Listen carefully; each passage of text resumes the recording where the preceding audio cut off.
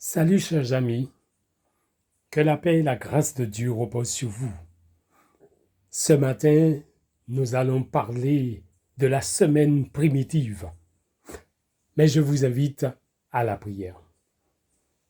Éternel Dieu Tout-Puissant, que ton Saint-Esprit soit celui qui nous enseigne ce matin. Merci pour les bénédictions dont tu nous as données au travers du sang rédempteur de Jésus. Merci pour sa mort expiatoire. Merci pour sa résurrection. Et merci pour la vie éternelle en son nom. Dirige-nous dans la compréhension de l'étude de ce matin et que toute la gloire te revienne en ce jour de sabbat. Sois exalté, élevé et glorifié dans le nom de Jésus. Amen. Chers amis, ce matin, nous allons partager cette étude et je vous invite à prendre votre Bible et à vous asseoir et de vous asseoir et de considérer et vérifier ce que nous allons parler ce matin. Que la grâce de Dieu repose sur chacun de vous, que vous soyez bénis dans le nom de Jésus. Si vous traversez des épreuves, sache que Jésus l'a traversé avant vous et il vous fera traverser la mer Rouge qui est devant vous à pied sec. Il l'a fait pour moi et il le fera pour vous. Tiens bon, ne te décourage pas, n'abandonne pas, ne reste pas en chemin, poursuis ton chemin, car le Créateur de l'univers marche devant toi et il ouvre la voie pour toi. Que la grâce de Jésus repose dans ce saint sabbat sur vous et je vous souhaite un bon sabbat dans le nom de Jésus. Alors, qu'est-ce que c'est que la semaine primitive? Nous avons déjà parlé en quelque sorte de la création de la semaine. Alors que le grand conflit allait s'ouvrir sur la terre, Dieu a voulu affermir les anges et éclairer les anges. Il avait laissé la terre informe et vide, nous l'avons déjà dit, et il va se mettre à créer pendant une semaine. Notez bien, amis, que cette semaine ne sera jamais changée dans le temps. La semaine primitive, qui est mentionnée dans le livre de Genèse, au chapitre 2, n'a jamais été modifiée. Que lisons-nous dans le livre de Genèse?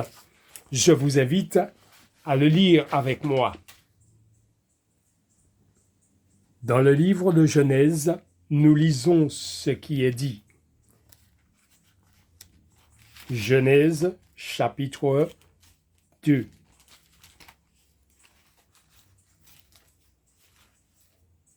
Genèse, chapitre 2.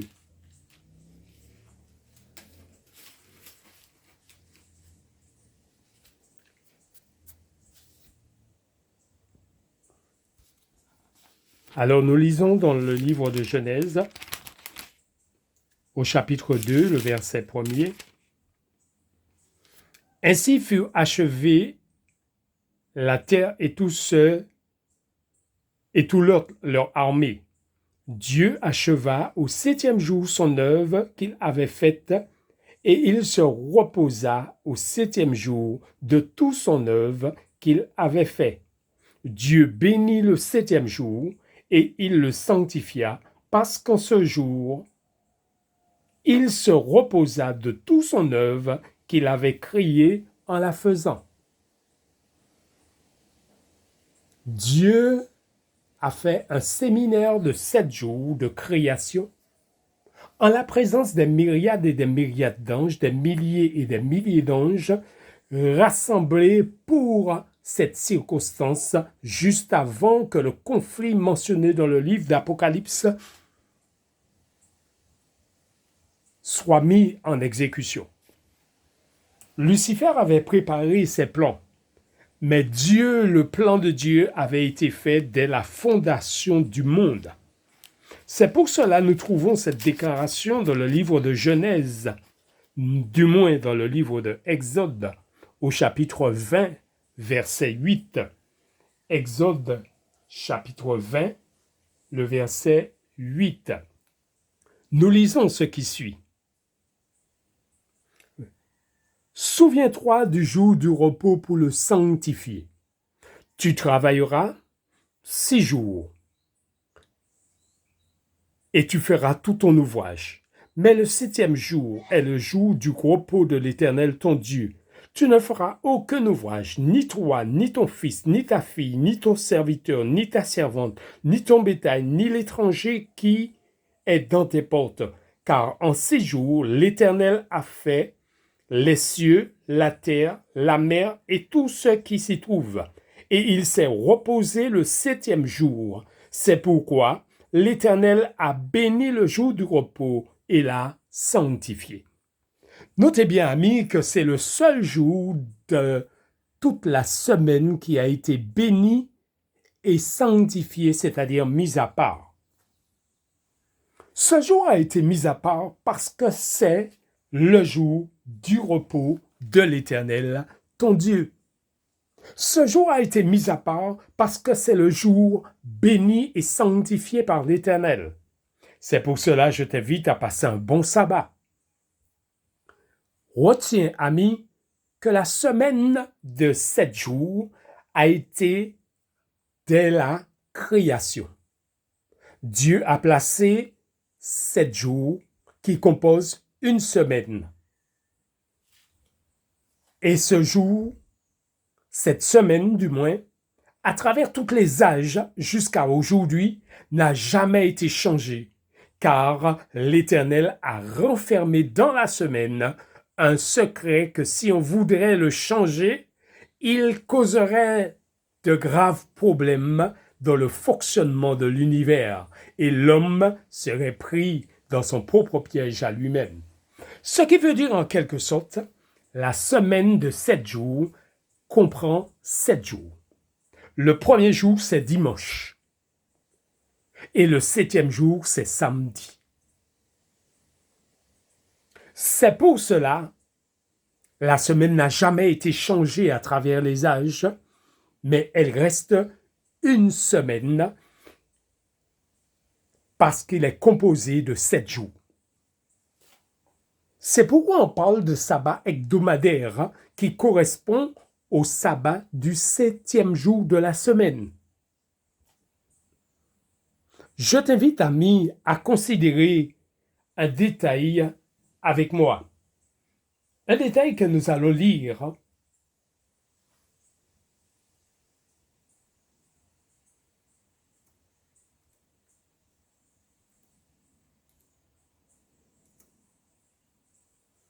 concernant la semaine primitive, qui est la semaine dont Dieu a créé pendant 6 jours, et le 7e jour a créé le sabbat, qui est le jour d'adoration, le jour de rencontre avec Dieu, le jour de contemplation de ton Dieu. Notez bien qu'au 6e jour, il a créé Adam et Ève. Et quand Adam sort de ce sommeil, il sort de ce sommeil en contemplant les œuvres de Dieu pendant le sabbat. Pendant le sabbat, il revoit l'œuvre du Créateur. C'est à cela que Dieu nous invite le sabbat, à contempler ses œuvres, à contempler son amour, à contempler sa miséricorde envers nous. C'est pour cela le sabbat. Nous avons de multiples sujets d'adoration et de louange. Si je t'invite à louer ton Dieu, à lui donner gloire, à dire à Jésus, tu es digne de gloire, tu es digne de sagesse, tu es digne de puissance, tu es digne d'honneur, parce que tu es le créateur de toutes choses. Et c'est grâce à toi que je suis vivant et que je peux te louer en ce jour d'adoration. Alors, qu'est-ce que c'est la semaine primitive?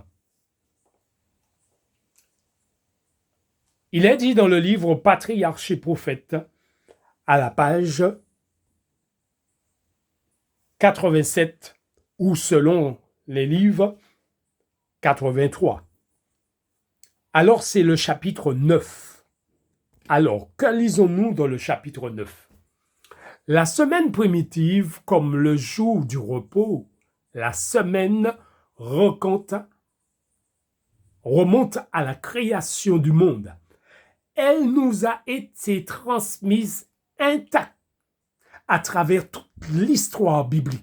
C'est Dieu lui-même qui a fixé la longueur de la première semaine et en a fait le modèle de tout celle qui devrait suivre jusqu'à la fin. Chers amis, notez bien que c'est Dieu qui a fait un modèle et un modèle qui ne sera jamais changé. Alors, je t'invite, ami, à considérer ces détails à travers l'étude. Notez bien que Dieu a un plan qu'il a conçu avant la fondation du monde et son plan reste le plan défini qui ne changera jamais. Parce que Dieu, son omniscience prouve qu'il ne commet pas d'erreur. Son omniscience prouve qu'il contrôle la situation et il ne peut pas y avoir de changement ni de nombre de variations parce qu'il est Dieu. Et je t'invite, ami, à considérer ce détail avec attention.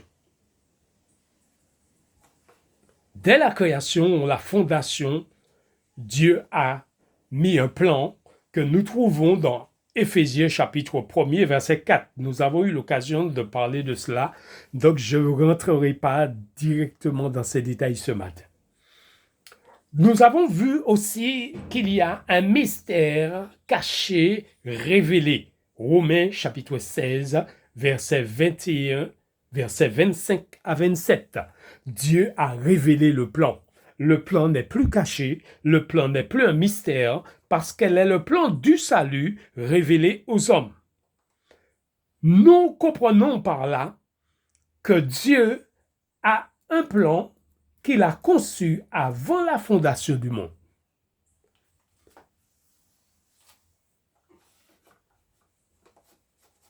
Chers amis, la création de la terre est un séminaire de 7 jours.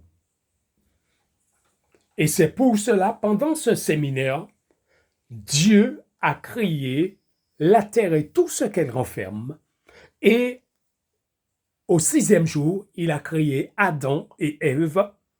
Et au 7e jour, il s'est reposé. Et il a placé dans la semaine le couronnement de la création. Chers amis, je t'invite à considérer un détail qui est très important parce que Dieu a un plan pour toi. Le plan de Dieu ne saurait être changé parce que Dieu est omniscient. Rien ne lui échappe car il sait toutes choses à l'avance. Et c'est pour cela, amis, dans le plan de la rédemption, Dieu a prévu un détail que nous allons considérer attentivement maintenant. Dans le livre de Matthieu au chapitre 24, nous lisons un détail qui nous est très important. Concernant le temps de détresse et d'épreuve que nous allons traverser juste avant que Jésus-Christ revienne, dont il a parlé et il a mentionné ici au verset 21. Car alors la détresse sera si grande qu'il n'y en a point eu de pareil depuis le commencement du monde jusqu'à présent, et qu'il n'y en aura jamais. Et si ces jours n'étaient abrégés, personne ne serait sauvé. Mais à cause des élus, ces jours seront abrégés. Dieu a pris le soin de mettre ce détail pour nous faire comprendre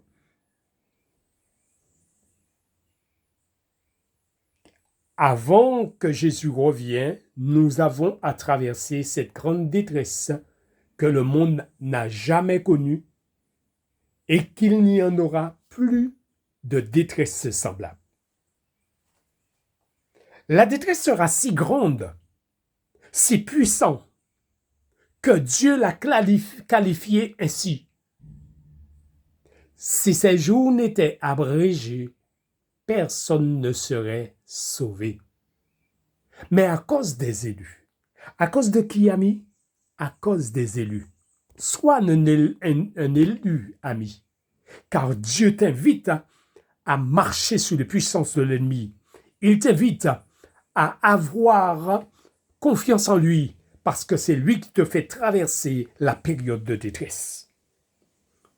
Si tu es encore en vie, parce qu'il y a certains dont il enverra dans la tombe pour les cacher dans la mort.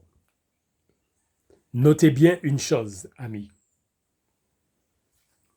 Ce jour de détresse sera si grand que Dieu l'a qualifié que s'il n'avait pas abrégé les jours, personne ne serait sauvé. Comment a-t-il abrégé les jours? Notez bien, chers amis, que durant cette période de détresse, ce sera la période des 144 000, c'est-à-dire ceux qui resteront vivants sans connaître la mort. Ceux qui traverseront cette détresse sera du nombre des 144 000, c'est-à-dire ceux qui ne connaîtront pas la mort, ceux qui triompheront dans la grande détresse finale, ceux qui ne connaîtront pas la mort. Donc, ils seront des témoins vivants dans le royaume des cieux, ayant vaincu le diable et ses anges. Et puisqu'ils ont vaincu, c'est pour cela Jésus avait pris le soin de mettre « Les élus le vaincront aussi, parce que je suis le Seigneur des seigneurs et le roi des rois. » Dieu avait promis que les élus le vaincront aussi. Notez bien, chers amis, durant cette période de détresse que le monde n'a jamais connue et que Dieu aura abrégé le jour, les hommes seront surpris du retour de Jésus. Pourquoi?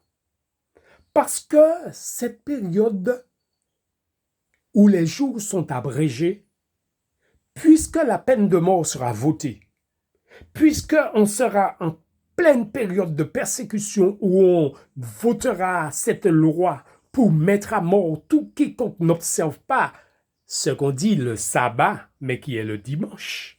On l'a donné le titre sabbat, mais c'est dimanche. Sabbat véritable, c'est sabbat, c'est samedi, 7e jour de la semaine. Mais pour mettre l'homme dans un trouble, on le nomme sabbat. Mais notez bien, amis, sabbat, c'est le 7e jour de la semaine et non le premier jour de la semaine.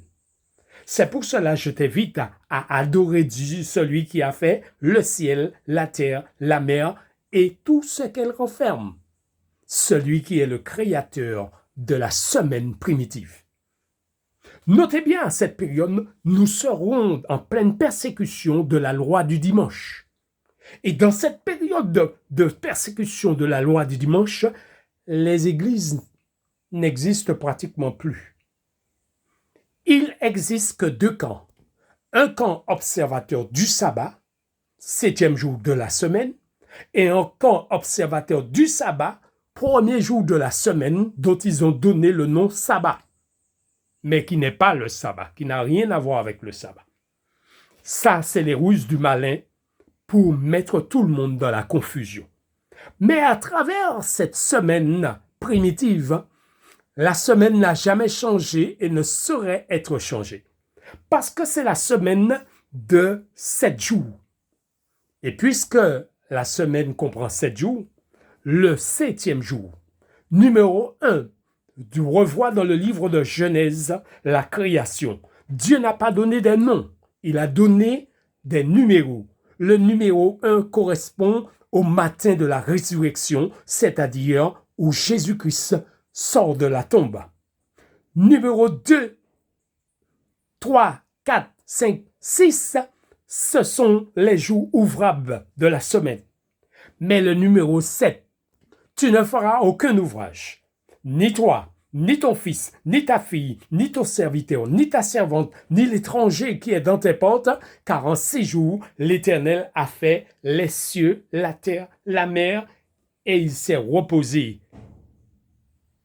Exode, chapitre 8, chapitre 20, à partir du verset 8. Dieu s'est reposé le 7e jour. C'est pour cela l'Éternel a béni le jour du repos. Donc, dans cette détresse, 2 camps existent. Observateur du sabbat du côté de l'Éternel et observateur du dimanche du côté de l'adversaire. L'adversaire a troublé quand il est descendu du ciel après que Dieu l'a chassé du ciel. Rappelez-vous que nous avons déjà parlé de cela. Il a créé un réseau dont il a placé les hommes à la tête du monde et il les a inspirés ce dessein. Et il exécute ce dessein à travers les hommes dont il a placé à la tête du monde. Notez bien qu'il s'agit de la bête et son image. Notez bien qu'il s'agit de la révélation donnée dans la statue de Nebuchadnezzar, qui comprend les étapes que le monde allait traverser jusqu'à la dernière qui est mentionnée comme l'Europe divisée. Les orteils, les pieds en partie de fer et en partie d'argile. Donc ceci voudrait dire, à la fin des temps, quand nous traversons cette détresse que le monde n'a jamais connue, que la peine de mort a été votée et que les hommes sont prêts à exterminer comme le peuple juif les observateurs du sabbat, eh bien Dieu va surprendre tout le monde parce que c'est là s'accomplit ce verset. Si ces jours n'étaient abrégés, personne ne serait sauvé. Puisque le plan de l'ennemi, c'est de détruire tout le monde. Mais Dieu abrège ce jour que personne ne sait à quel moment que cela se passera-t-il. Mais puisque Dieu l'abrège, eh bien Dieu vient d'une manière surprenante et surprise pour tous les hommes et la terre connaîtra le retour de Jésus-Christ. Amis, je t'invite à considérer dans le sabbat que c'est un jour béni et sanctifié que Dieu te révèle qui est le jour du repos de l'Éternel, ton Dieu. Rappelle-toi dans le livre de Genèse un détail qui est très important.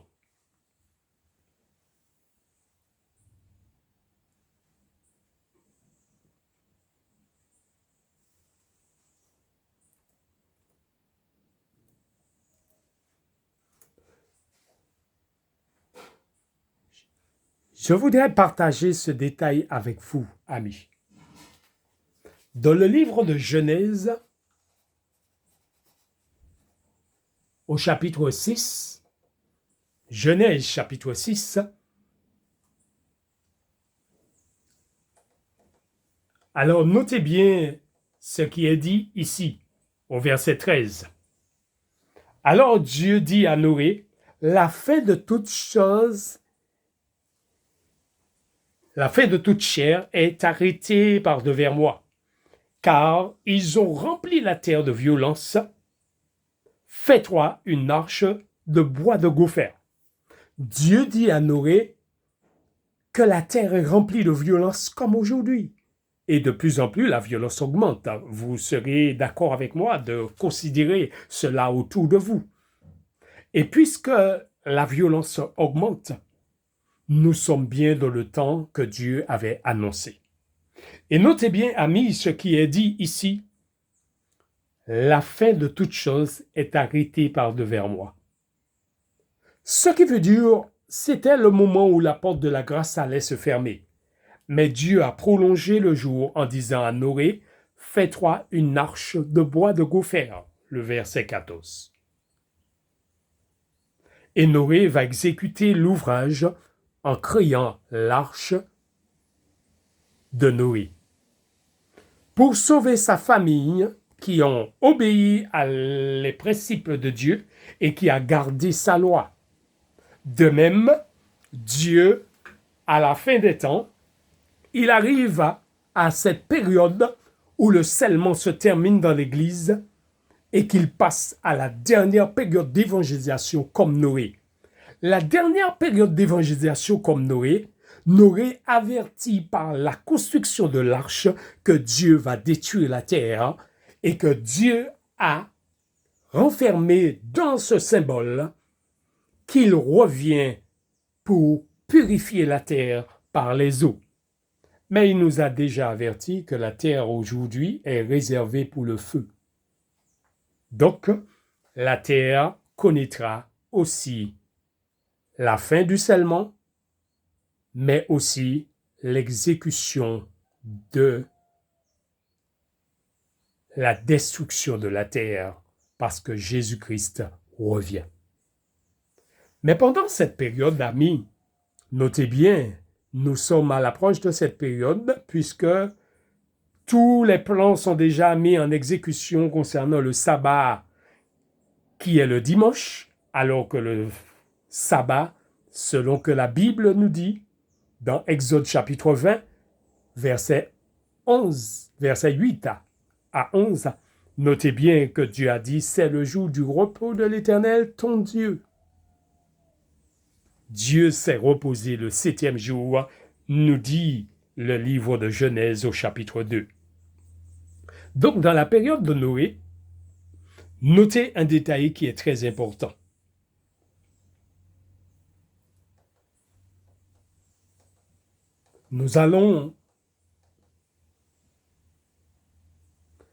Dieu dit à Noé, et moi je vais faire venir le déluge d'eau sur la terre.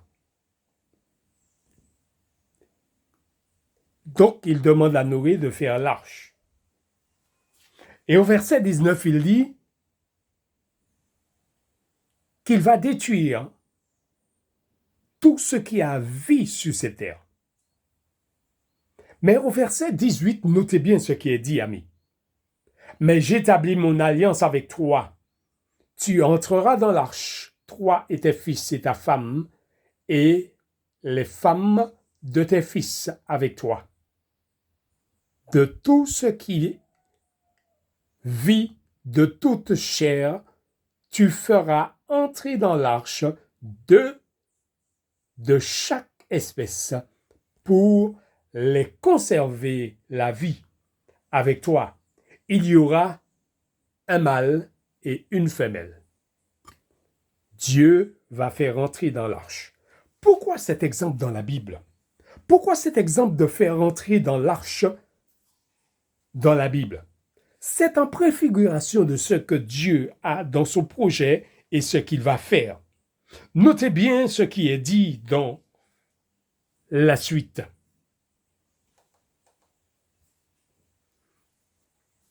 Alors, il fait rentrer des oiseaux de chaque espèce, 2 par 2.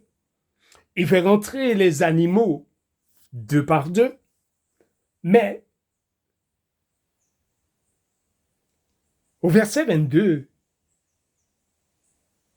il a dit, c'est ce que fit Noé. Il exécuta tout ce que Dieu lui avait ordonné. Dans le chapitre 7, nous lisons ce qui suit. L'Éternel dit à Noé, « Entre dans l'arche, toi et toute ta maison, car je t'ai vu juste devant moi parmi cette génération. » Ami, je t'invite à être juste dans cette génération de méchanceté, dans cette génération de corruption, dans cette génération de violence. Je t'invite à être juste, celui qui met en pratique la parole de Dieu et qui vit la relation avec Dieu, d'où il puise la force de rester fidèle quand tout le monde va dans la corruption. Verset 2, il est dit, « Tu prendras auprès de toi 7 coupes de tous les animaux pur. » Pourquoi Dieu souligne ici pur? Le mâle et sa femelle. Une paire des animaux qui ne sont pas purs. Pourquoi Dieu mentionne ici des animaux qui ne sont pas purs? Notez bien, nous l'avons déjà dit, c'était pour conserver la race, mais bien plus encore, c'était pour apprendre à l'homme que Noé n'a pas mangé d'animaux impurs parce que la race ne serait pas conservée. Verset 3.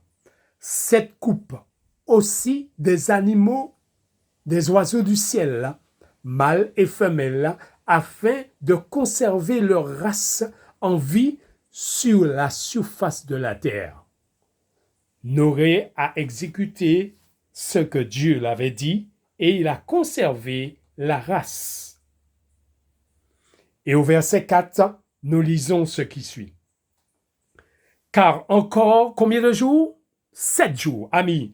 Nous retrouvons un détail qui était dans la semaine primitive. Car encore 7 jours.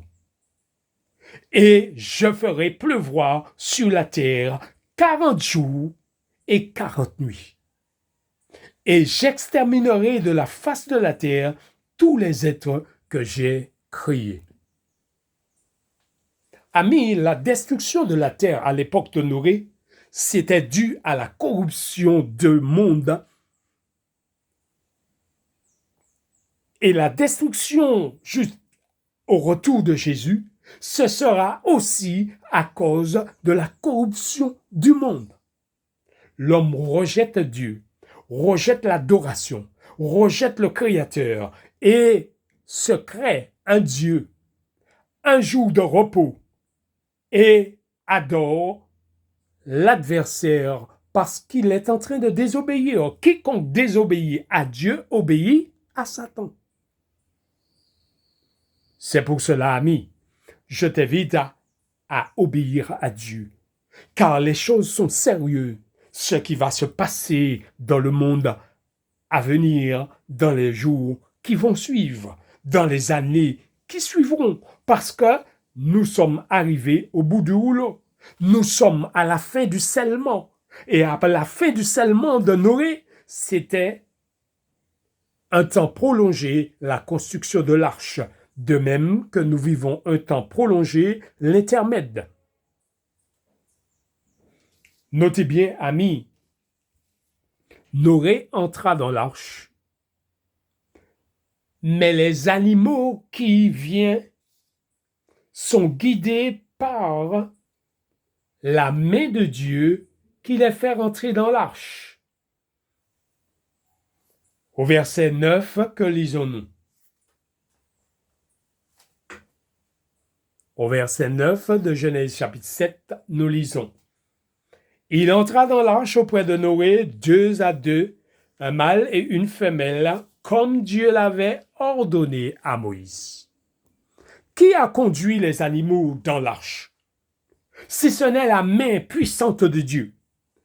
Qui a conduit les animaux à rentrer 2 à 2 bien ordonnés, bien dirigés? Si ce n'est l'assistance des anges qui les a accompagnés dans l'arche. C'est pour cela, amis, les animaux ordonnés par Dieu, conduits par les anges, rentrent dans l'arche. Et Noé contemple la main puissante de Dieu qui fait rentrer dans l'arche. Que vient faire ces détails dans la Bible? Juste à la fin du scellement, notez bien, nous le vivons déjà, la période du scellement, et nous approchons vers la fin. Des hommes et des femmes sont appelés dans le dernier message à ne pas considérer personne à côté d'eux, mais à regarder dans la direction de Jésus-Christ et à rentrer dans l'arche qui symbolise l'Église, qui ne sera pas l'Église visible, mais qui sera l'Église invisible, c'est-à-dire l'Église parce qu'il est question de 2 camps. Un camp observateur du sabbat et encore observateur du sabbat mentionné comme dimanche, tandis que le vrai sabbat, c'est le sabbat de l'Éternel, ton Dieu, la création du 7e jour de la semaine.